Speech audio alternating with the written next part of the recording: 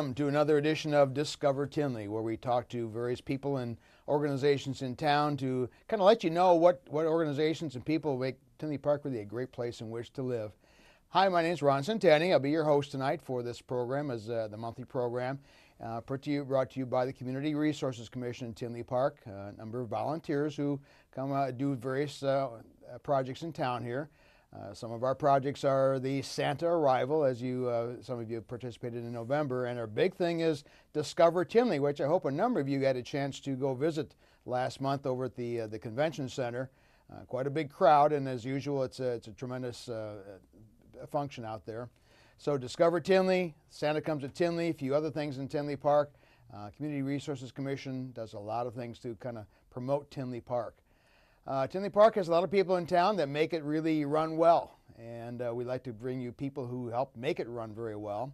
And we are very fortunate tonight to have a couple of special guests who really have played a big part in making Tinley Park run well, do a lot of things to help the administration of the village.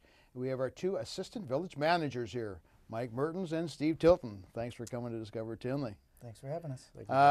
What is an assistant manager? What are your roles now? Let's go and talk with you, Mike, first. What is your official title, and what do you do? Official title, I am the assistant manager over development and planning. So I directly oversee our building department, planning department, economic development, and health. Wow. So consumer protection. Okay. So. And Steve, what's your official duties and title? My official title is I'm the assistant village manager for administration and the other things in the village that the village does that Mike didn't cover, I do. If I'm more of I'm more on the personnel side, personnel, risk management, oversee some of the IT as well as some of the finance functions of the village. Wow. Sounds like you got quite a few things to do. Give us an idea what kind of things you run into every day, what kind of things that make your job what it is and what you have to kind of deal with on a day-to-day basis. Sure. I'll start. I've been here the longest. Yeah. You're the senior assistant. I'm the senior assistant. I've been an assistant since 2003. Again, my main role is overseeing planning and building.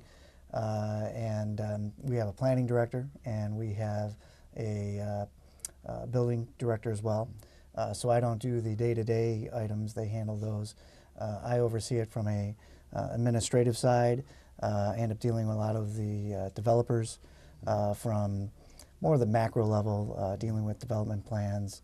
But then I also deal with a lot of the smaller issues, residential complaints, neighbor complaints, things of that nature that come through administration, and trying to coordinate the different departments working together. So planning is a good example, working on a lot of projects where the economic development director will theoretically bring a project or a developer into town. They'll narrow down on a site, it'll transfer over to planning. Planning will work them through the process. They'll get what we call site plan approval. Then they'll submit building permits, get a building permit, go through the process of developing the project and ultimately occupancy. And I'll deal with all the different departments as they relate to that specific project and help coordinate the different departments together. Wow. So. Okay, and we have some big planning and development departments in Tinley Park. Yeah, there's a lot of projects going on right now. There's probably 15 major projects going on now, not counting single-family homes. At one time, you have 15 projects going on? Yeah, a lot of big projects, a couple redevelopment projects in the downtown area, not counting what the village is working on directly. We're working on some large office projects along 191st Street, some large commercial projects, some retail projects along that area, some projects along the Grange Road. It seems to come in waves. We've got a lot of projects right now that are trying to get approved so they can do construction during the spring and summer, and hopefully either be done by the end of this year or soon thereafter. So I don't do all the work, obviously, myself. Right. We've got a great planning department.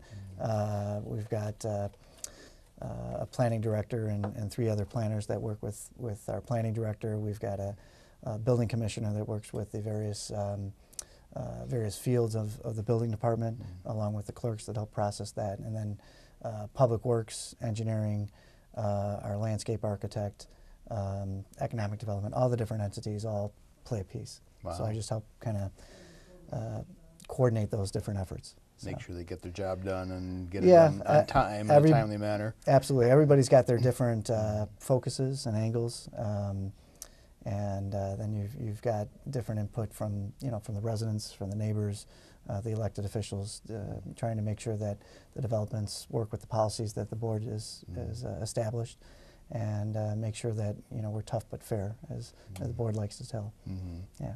So that's good. So you got compliance. You got to make sure whatever they're doing is in compliance with what the village wants too. You have to make Absolutely. sure. The board is set up. Whether it's a zoning code or a building code, we've got to make sure that they comply with state codes. And then there's other government agencies that we have to make sure that we all mesh with, whether it's Cook County, Will County, State of Illinois, Department of Natural Resources, all the different public entities go into a development. Wow. And then we've got to make sure the surrounding neighbors are happy with it as well. Good. So. Can you name a project or two that's really standing out right now, is quite involved, or that's really going on in town that we should be aware of? A really great project that we're working on right now is a project for Panduit. They're an existing company, one of the oldest companies that we have in town. We've got their corporate headquarters at Ridgeland and 175th Street. And they are actually looking to buy about an 80-acre parcel at I-80 and 80th Avenue, the old Windy City campground.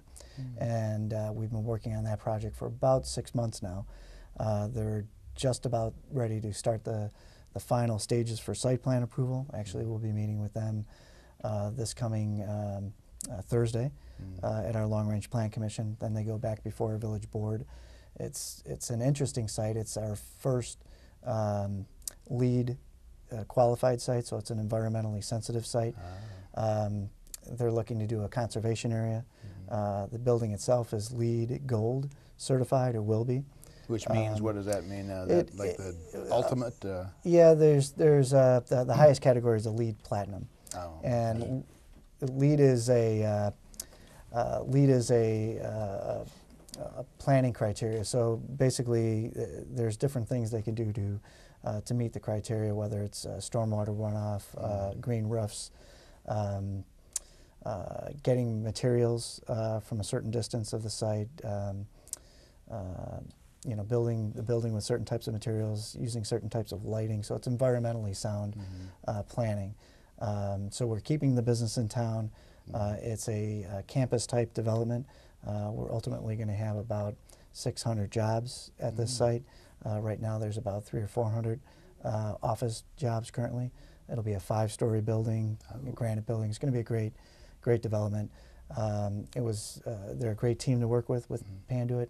They're really proactive as far as asking all the questions up front, because we're working on things such as permeable pavement for stormwater runoff. And so when you change something on the engineering side, it changes that. When you change something on the planning side, it changes that. So all our different departments have been meeting for literally months with their engineers, their architects, their consultants to make sure it all works. So we're not completely there yet. We still have some things to do. We've got property that needs to annex into town. We're going to take basically an area that would be a stormwater detention and make it into a conservation area. And then we're going to have a walking path around it that they're building that'll be open to the public that hopefully long term will connect up to a larger walking path. So it's going to be a really great project. Sounds like a big project to coordinate. Yeah, well, luckily we've got a great planning department. Our planners are really doing all the coordination. I'm just, the figurehead, if you will. Well, So, you're responsible. yeah. We've got a great planning department that's leading that and coordinating all our different departments. So, Wow. yeah. Now, Steve, what's kind of your day-to-day roles? What kind Sure. of things do you cover and have to deal with? Sure. Well, Mike, I don't want to pigeonhole Mike because obviously he does a lot as well, but I think the public probably sees more of Mike's work than they do of mine. I think I'm probably more, and speaking in very generic terms, more of an inside kind of the walls of Tinley Park and the Village Hall in terms of what you see and what my role is with personnel and risk management and those types of activities. Probably things that ultimately we try and make sure that the village is being responsive, making sure that things that we can do for liability and our own internal risk management, insurance costs, things of that nature are staying low, all things that at the end of the day the taxpayers pay for as we are government employees and a public body. And making sure that those things are staying down, and at the end of the day when the resident is paying a zero tax bill, those types of services that the village are providing to its own internal employees are as fiscally responsible as they can be. Wow, so you take care of some of the money, Yeah, the money side, some of the there money, and make sure we're and being efficient. Yeah, we just went through with our risk management company. Just went through a 2-day assessment, making sure that the village's liability is taken care of, making sure that our policies and procedures are where they need to be at. And another example of good cooperation between our departments. Mike touched on that as well.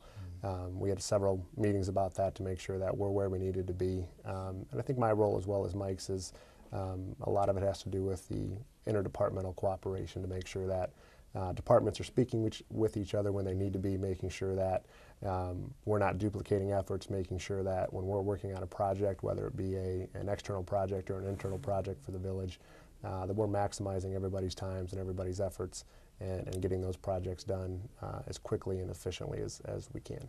Wow. Okay. Did you guys have any input on the budget process? Speaking of money, is that part of one of your responsibilities? Is helping with the budget process, which we're coming close to right now? Sure. Isn't it the budget time of the year? Or? Yeah, I think that stretches farther than just Mike and I, or even the manager of the board. That really is a village-wide effort. We start that process typically in November, December, with obviously the budget need to be approved in April for a May 1 fiscal year. And it starts off with departments submitting, their original requests for, what would they like to see, what they need, what they want as kind of a first round. And typically we'll have an all-day budget session with Mike and I and the manager, and the board will be there. And they will review the requests, and obviously we will have some preliminary numbers at that point in time on where our revenues are going to fall, and we will get as much obviously as we can, but at the end of the day we need to be responsible to the taxpayers, and the board is really good about that. Scott, the manager, is very good about that. The department heads are as well. I think it's a village-wide effort, and something that I know that I noticed coming into Tinley that was mentioned during my interview process, and definitely held true, that the board takes very seriously, as well as all of the staff, on where the dollars go and making sure that those dollars are utilized to their maximum capability. So it goes above, I think, above just what Mike and I do, and it really is a village-wide effort to make sure that we have a sound budget every year. Beautiful. And Tinley Park usually runs in the black, so. Absolutely. When somebody's doing a good job, you guys are doing a good job. Is there anything unique about your positions in Tinley Park that you've noticed? Anything that's kind of unique to our town here that you deal with that maybe other towns might not? I can take one shot at that. I think one that is unique is the fact that just we have 2 assistant managers. I think Tinley is lean on staff, and I think that's good. I think everybody stays accountable for what they do, but it is a little bit unique to have 2. There are definitely other communities that do, but most communities just have 1. And I give Mike a lot of credit for not really knowing, being the second one. My position was a newly created position when I was hired into it, and Mike's been nothing but helpful to me in learning Tinley Park, and that split of assistant manager responsibilities between Mike and I think hopefully that we work together well. I think we have worked together well, and I think the department heads as well as the rest of the staff have responded well to that. And 6 months, 7 months into me being there, kind of really learned that split on kind of what areas Mike needed to oversee, what areas I needed to oversee, and we're getting better and better at that every day. I think that's a little bit unique to Tinley Park. And probably a good example of, and we can work on the same project just from a different angle. So Public Works is probably a good example where I might work or help coordinate the physical aspects of a sewer going in or a light going in, more from, again, the macro level, not from a technical angle. Obviously our Public Works director and their people handle that, but Steve would work on more of the administrative side as far as the contract and the proper ordinances and that side. So we link up from the same issue, just from a different direction. And so for instance, we're working on a turn lane at 171st and Oak Park Avenue. And so, I'm working with our economic development director, our planning department, on coordinating information for the businesses or maybe some of the residents, where Steve might handle more of the angle where there might be a question on the ordinance or applying, some of the codes, things of that nature, working with the police department on traffic enforcement. So, you know, we've kind of split the duties and just take it from a different angle. Wow. Okay, that's good. So, well, keep on working together. That's absolutely. good. Yeah. Any interesting projects you have worked on in the past that's really stand out in your mind as something really neat in Tinley Park and that you kind of had to deal with in the past? Do you want to take the first one? Or you want me to? I can take it from both angles. Sure. I can start. That'd be fine. One of the most unique ones that I worked on that was kind of a village-wide effort. Obviously, as everyone knows, on January 1, the state smoking ban went into effect, and Tinley Park took I think a good shot at having our own ordinance prior to that. There was a lot of discussion on that. That was a very interesting project to work on. There was a lot of public discussion on that. I think that's a good example of our village board and our staff and our management taking seriously comments it received from residents, obviously from our business community as well. And just that whole process of going through and finding out what that response was going to be, finding out the questions, the village board and the village responding to those questions. And ultimately, at the end of the day, it was a little bit of a mood issue with the Smoke-Free Illinois Act going through. But just from a communication standpoint, from my perspective, that was a very unique project to work on and a really good experience for me. A little controversial at the time. A little controversial, and that's okay, and that's fine. I think that one thing that hopefully any government finds as value and not something that is a negative is when there are individuals that come and they have every right to speak their mind on things that they believe are right, things that they believe can be improved, and we encourage that. We had business meetings prior to the adoption of Tinley Park's ordinance, and I think Tinley Park does a good job of seeking that feedback and you know, saying from time to time, well, obviously we believe and hope that we're doing the right things, but if the residents, the business owners think otherwise, they have every right, and we encourage them to come and bring those comments forward. And I think the smoking ordinance was a good example of that. Yeah, okay. Yeah, for me, it was probably right after I became assistant manager. I started out in economic development in Tinley, and I was working on a project for what became the Brookside Marketplace development, which is the Target Mall, as people would know it at, is 191st in Harlem. I remember working, you know, many years with various developers, brokers trying to market that property. It was owned by a family, multiple property owners, multiple family members, a lot of floodplain, very difficult to develop. And that project, when we finally got it moving forward, it had everything from an annexation agreement to a very long development agreement that we worked on. You know, we're pushing from the village to get hopefully a high quality product. Our manager, Scott Niehaus, you know, his term was regal. He wanted a regal development. I remember many meetings with the developer and, you know, various deal breakers being thrown on the table. We finally got it through. You know, it was a good development. We think we got a quality product over there. It brought some services to the west and south part of our community. And it was one that I was able to see from start to finish, getting all the different departments involved, residents involved. It was an interesting project. Wow. Yeah. So it's complicated too, as we know. It took a while. And with any development, they, you know, I think that the public, you know, they just see, you know, ground moving, and you know, it was probably a 2-year time frame from start to finish, and to see something, you know, go from just a bean field to a retail development, and seeing the groundbreakings and seeing, you know, the one store open after another store, and you know, just that's part of, you know, the thing I like about the job is that you can see something happen like that. So. And, you know, and we only play a small role into it. We're not investing the, you know, the, I don't know, $80 million that the developer put into it. But you know, we have a small role in making sure that people understand what our process is, that we're able to communicate the policies of the board, and then, you know, piece things together. Wow. So you handle quite a few things. Maybe let's go into your background. What did you bring to Tinley Park? Your education and background before you came here too. Whoever wants to start. Why don't I go? Because I'm probably we have this going back and forth. We had this conversation. I'm the non-typical manager that is kind of evolving into the system. I came from the private sector, where Steve, I think, came from the, you know, kind of grew up in the public sector, you know, from start to finish. I worked in accounting and sales and in my background prior to getting my job here at the Village back in '98. I started in economic development, where I think the Village was looking for, basically somebody to go out and try to sell either development or redevelopment.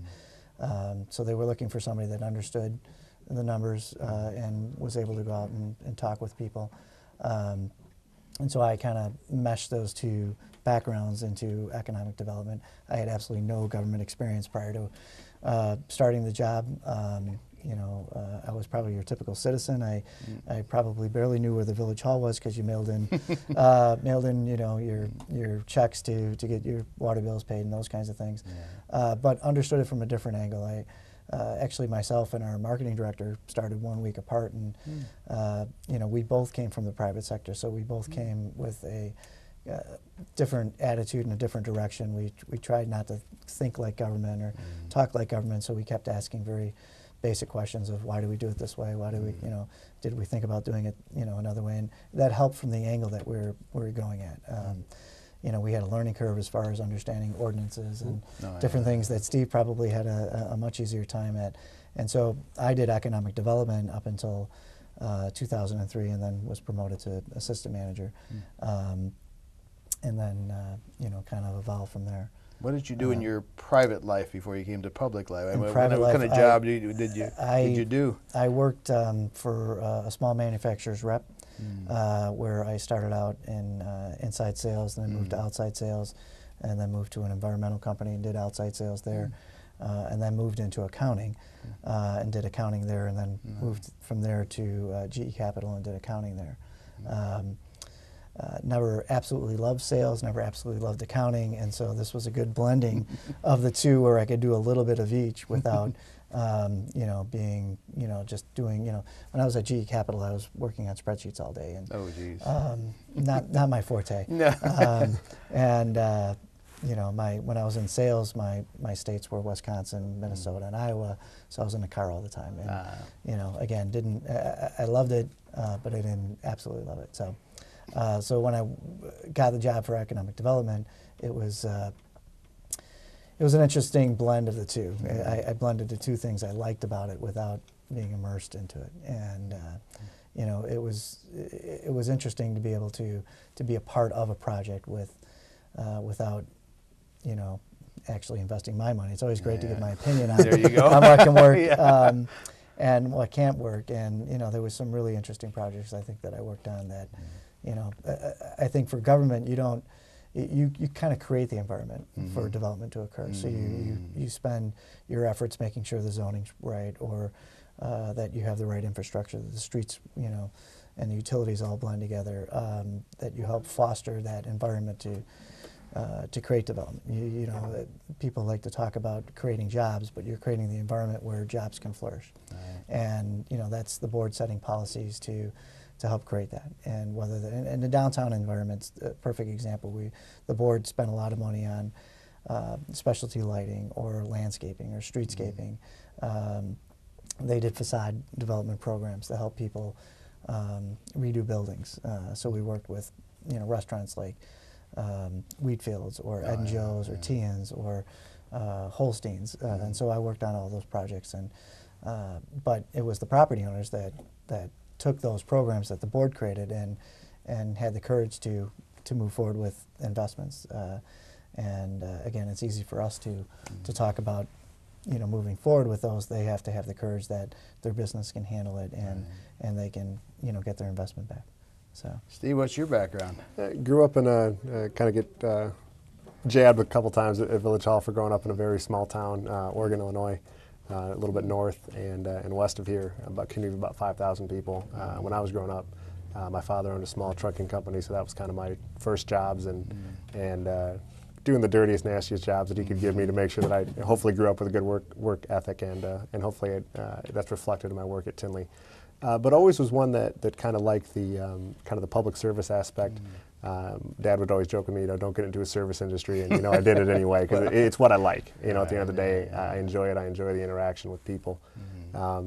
in high school, kind of really enjoyed just the government class. Didn't really know what I wanted to do with that. So when I got to college, I went to college over at NIU for undergrad and grad school. Was a political science major. Did well in it, but by the time my junior year came around, decided, what am I going to do with this? You know, at the end of the day when I graduate. And obviously teaching was an option, but wanted a couple more options. Kind of by luck, one of the professors at the NIU MPA program, the Master of Public Administration program, came in, kind of gave a pitch for that program, and kind of struck a chord with me. And fortunately, one of the professors there was kind enough to take a lot of time, about 4 or 5 office sessions with me, about an hour at a time, telling me the pros and the cons of city management. And it's what I decided that I wanted to do, and went to grad school there, and grad school interned in the village of Woodridge. Great community to intern in, treated me very professionally, gave me quality projects to work on. And after graduation, worked in Cary, Illinois for about 4.5 years. Another great community, a little bit smaller community, so got my hands on a lot of different projects. I think that teaches you what you do well, and more importantly, what you don't do so well. And then this opportunity in Tinley Park came up. I think that I was ready for that move up to an assistant manager position, and interviewed. Was very impressed with the community, with the staff, with the board. Had a lot of colleagues in the profession that I trusted to ask about Tinley Park, and they all had very positive things to say, and I was fortunate enough to get it, and kind of the rest is history for the last year and a half. Wow. And it's been real good. Well, it's good having you. You guys sound like you're really into your job quite a bit, and you're really devoting a lot of time and effort into it, and it's showing because of all the things that are going on in Tinley Park. So thank you very much for coming to Discover Tinley and letting us know what you do, and letting the people know what our assistant village managers are doing on a day-to-day basis. It's quite a lengthy thing. So thanks for coming. Thank you for having us. Appreciate it. Thank you for having us. You saw some very good, very hard-working Discover Tinley Park employees. Our assistant village managers, Steve Tilton, Mike Mertens, do a lot of things to help Tinley Park really grow into the town it's growing into. And as you know, Tinley Park is still growing, although it's stabilizing, and keeping on going. So next time you go to the Village Hall, say hello to our assistant village managers. Thanks again for watching Discover Tinley, and see you next month.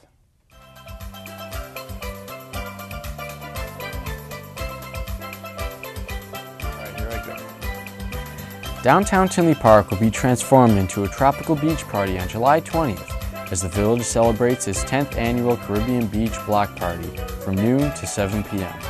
This family-friendly, free event takes place on Oak Park Avenue from 171st Street to Hickory Street. Children will enjoy inflatable games and attractions, a petting zoo, music by Electric Blue DJs, and a craft area. Live music featuring Caribbean sounds, rock and beach songs will perform from 2 stages all day long. A mini taste of Tinley offers samplings from our finest restaurants. A car show and a beanbag tournament complete the day. Don't miss the 10th annual Caribbean Beach Block Party, July 20th, from noon to 7 p.m.